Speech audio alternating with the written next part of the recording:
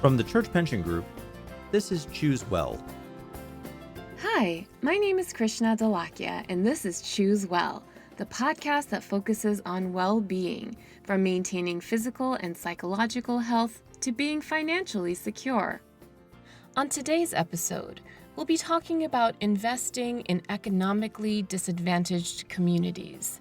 This conversation is part of Insights and Ideas, a series of dialogues about socially responsible investing hosted by the Church Pension Group.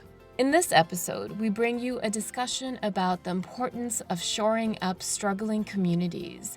Mary Kate Wald, Chief Executive Officer and President of the Church Pension Group, moderates our panel, which brings together two investment managers of the Church Pension Fund, Daryl Carter, founder and CEO of Avanath Capital, and Bobby Turner, principal and CEO of Turner Impact Capital. Hi, everybody. It's so great to have you here today. Today, we're talking about investing in underprivileged neighborhoods and how we address social inequality. And we all ask ourselves, what can we do? And when we looked at our portfolio and thought about the people with whom we invest, we thought we're able to bring some experts to you. The first is Daryl Carter. Daryl is the founder, chairman, and CEO of Avanath Capital Management. That's a California-based investment firm that acquires, renovates, and operates apartment properties with an emphasis on affordable and workforce communities. Since its formation in 2008, Avanath has acquired about $2.5 billion of properties with over 10,000 apartment units. Daryl himself has 39 years of experience in commercial real estate. We have invested with Daryl for a very long time. And in fact, you can see on our website a very moving video of one of the investments in our portfolio with Daryl. And I hope you'll take a look at that. And then Bobby Turner comes to us from Turner Impact Capital, where he is a principal and chief executive officer. Over the past 2 decades, Bobby's established himself as a pioneer in the area of social impact investing. Since its founding in 2014, Bobby has rapidly built one of the nation's largest social impact firms with over $3 billion of investments to address some of the country's most pervasive social issues with real estate solutions.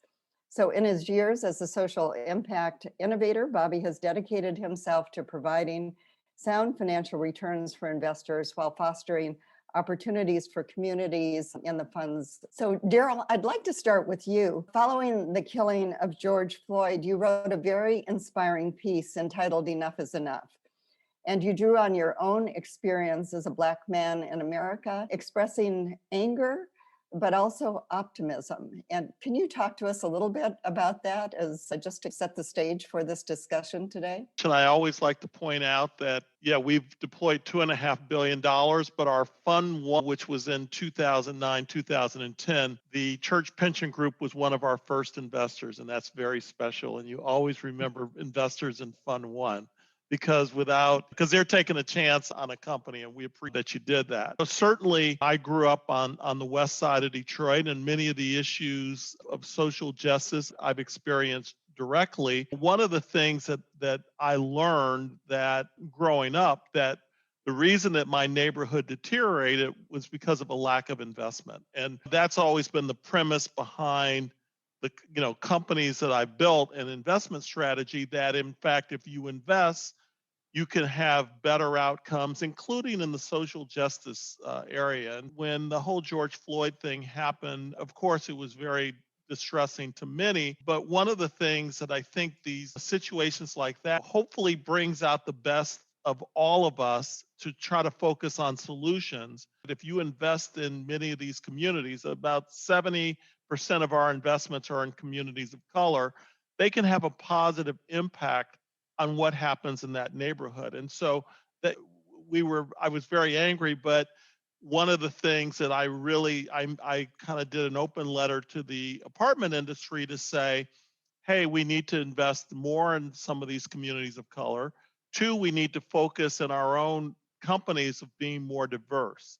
And that really makes a difference in our business, in the apartment business, because in many communities of color, seeing a company that has people that look like them, we think is very aspirational to our residents. And so all those things and trying to heighten the fact that more investment in communities and more diversity and creating opportunities for residents. For instance, we do after school programs and things like that, which help our residents in terms of, I like to say our philosophy is not to only invest in brick and mortar, but we invest holistically in the communities and the people that we serve as residents. So Daryl, that's one of the things that's really impressed me in following your investments is you're not only investing in kind of low income, affordable housing, but your projects bring a lot of services to a community and support for the people who live there. Could you give us a little more detail on that? I think it's just fascinating and inspiring. One of the things, if you look at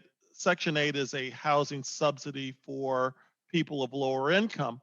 Very often we have Section 8 residents that are two income families.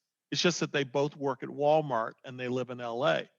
And the fact is, the school bus pulls up at 3 o'clock every day, and the parents don't get home till 7 o'clock at night or so. So those 4 hours are really very important as to what happens in that community.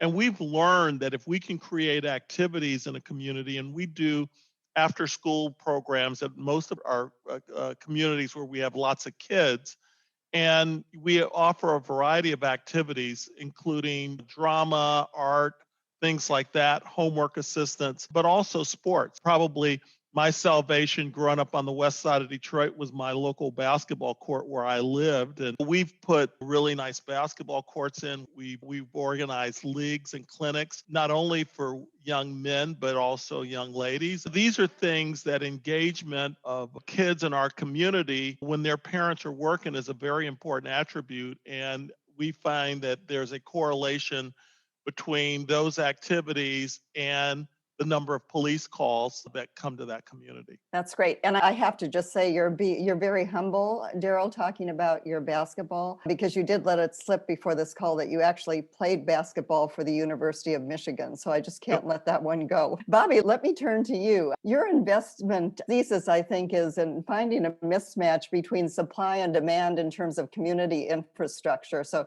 talk to us a little bit about that. What's the dynamic that underlies your investment approach? I'll start by saying, number one, I too, Daryl, played basketball. It was just for the Pikesville Junior High School team, where I developed a surety and a favoritism towards sitting on the bench, which I spent most of my time. Mary Kay, even before this pandemic, we have to take a look at where we sit as a society and recognize that this country has not lived up to its ideas. We have 43 million Americans who are living on food stamps.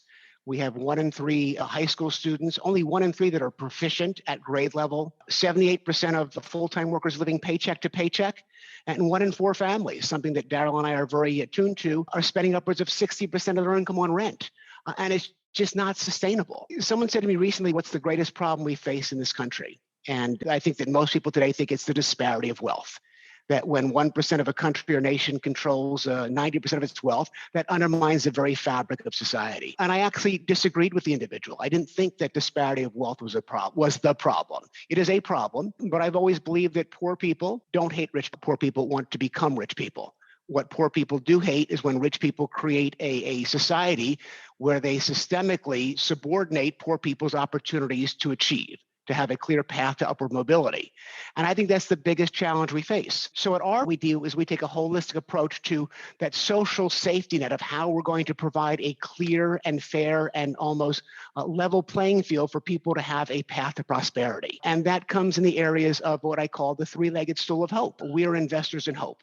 We focus on education, which is critical to upward mobility. We focus on affordable workforce housing, and we focus on access to preventative and outcome-based preventative health. And the reality is these issues are so pressing that we need more people to recognize the need to allocate resources into these most pressing issues. I think that today more than ever, we recognize that making money and making change don't need to be exclusive.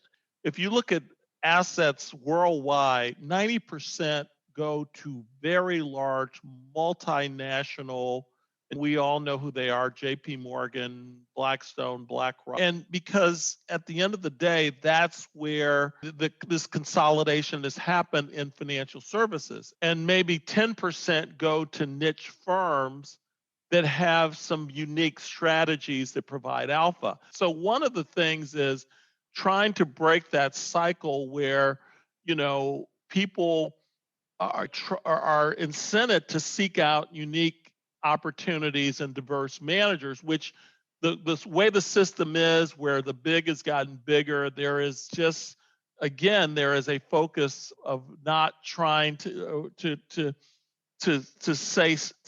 keep it safe, if you will, and that's the perception. And I'm going to jump, even though I'm not a panelist, I'm going to jump in quickly and say that's where we found opportunity at CPG to become anchor investors in smaller firms where we put in the elbow grease to make sure that we get the appropriate risk-adjusted return, but we're willing to make that leap of faith and then pull other investors in with us. So that what you're saying really resonates. You were my fund one investor. Exactly, good example, and it paid off. And so if we could just touch briefly, maybe Bobby first and Daryl, to how do you actually make money on affordable housing? Where you're trying to make housing affordable for residents, how do investors like the Church Pension Fund, who have to make money to pay pensions to the people who are relying on us, how does that work? Let's recognize that both impact investing and philanthropy are critical to addressing some of our most daunting challenges, because the reality is not every issue can be treated with a market-driven. We operate 115 schools serving 57,000 kids in underserved, underperforming school districts. We figured out a viable, innovative model to make money by scaling best-in-class educators and their operations. Notwithstanding, teenage pregnancy is a critical problem that we have in a lot of our schools. I have yet to find out how to make money off of teenage pregnancy. Notwithstanding, it's an essential issue that we have to address, and therefore that's where philanthropy comes. Making money and making change needn't be exclusive, as we said. What I've learned from 30 years investing in urban communities is the biggest expense of owning and operating workforce housing is turnover. Because no one works 2 jobs a day, comes home to a less than quality apartment building in a less than quality neighborhood and screams, "I'm so proud to live here." Therefore, it's a very transient community. The pride in rentership is very low. So our business model is based on the fact that if you can drive a pride in rentership, if you can increase the lease duration, you can increase profitability, not by increasing rents, but rather by driving down expenses, the biggest expense being turnover. So what we do is we drive our tenant satisfaction by enriching our communities rather than improving them. We enrich them by taking a subset of our apartments and subsidizing them for essential service providers, teachers, policemen, and healthcare workers. And those subsidized renters then provide, in turn, they provide essential services in the form of mentoring programs, health fairs, community watch programs. And what we've been able to prove over the last decades is that when you enrich a community, when you create a pride in rentership, you can drive economic returns. And our math is real simple. Over the last 5 years, we've enriched our communities with over 90,000 program participant hours. That has driven our tenant satisfaction from below 30% today. Our portfolio sits at 95% tenant satisfaction. So we then look and is there a corresponding increase in profitability? And the answer is yes. Because we have driven tenant satisfaction, what's happened is our lease duration, the average length of a tenant staying in our property, has grown by nearly 35%. When a consumer has pride, they treat the properties better, which dramatically reduces your capital improvement costs and deferred maintenance. And more importantly, when you create a safe environment, we have law enforcement agents that live in our property, incidences fall. In many instant cases, they fall by over 50% in 1 year, which means we're driving down insurance costs. So by driving down economic loss, we can actually increase net operating income by upwards of 6 or 7% without ever increasing the rent on the very consumer who has seen no wage inflation. I will just add this. The one thing that we have learned is how do you make a property safer is for people to know their neighbors. So if they stay longer, it also becomes safer. So these are metrics that translate to occupancy. And the same thing, we have much lower turnover costs. 2% rent growth, we generate great returns. And that is modest enough for most residents to pay. But it's important to understand, and Bobby touched on it, What he and I do, and you could take 3 or 4 of the other people who are in our space that do a lot of in the affordable housing. We're just a tiny blip of what is needed out there in the space that we're investing in. The one thing that I never lose sleep over at night is where I'm going to get my next renter, because most of our communities have waiting lists. Yeah. Why are we still seeing such a great need? Why don't we see more firms like yours, Daryl, and yours, Bobby, rushing in to fulfill that need? I think it's a misperception of risk. And secondly, it requires unique skills to identify, quantify, and mitigate the risk. But let's not ignore the elephant in the room, and that there's still a deep amount of not only misperception, but prejudice in the institutional allocation of capital. It's just a fact. I remember 25 years ago when Magic Johnson and I went out to raise our first fund, and Daryl was right in the trenches with us. Magic always told me there'd be 2 words that would define this opportunity: arrogance and distrust. Arrogance on behalf of capital, who assumes because we are smart and have capital, we know how to solve the problems of social injustice, and distrust from communities who suffer the injustices of social determination, who assume capital is there just to make money. So it's for those forward-thinking investors like the Church Pension Fund and managers like Daryl and others like us who recognize that doing good and doing well, if done correctly, is just smart investing. And it creates a real great opportunity to make great risk-adjusted returns. And by the way, enrich in the future of a stable and sustainable society. Thank you. This has just been great, wonderfully inspiring.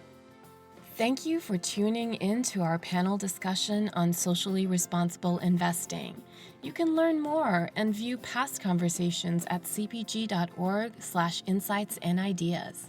Theme music for our podcast is by Fran McKendry.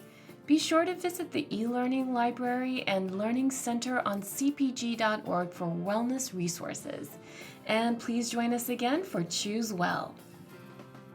The views and opinions expressed by guests of Choose Well are their own and do not represent the views and opinions of the Church Pension Fund or its affiliates, collectively the Church Pension Group.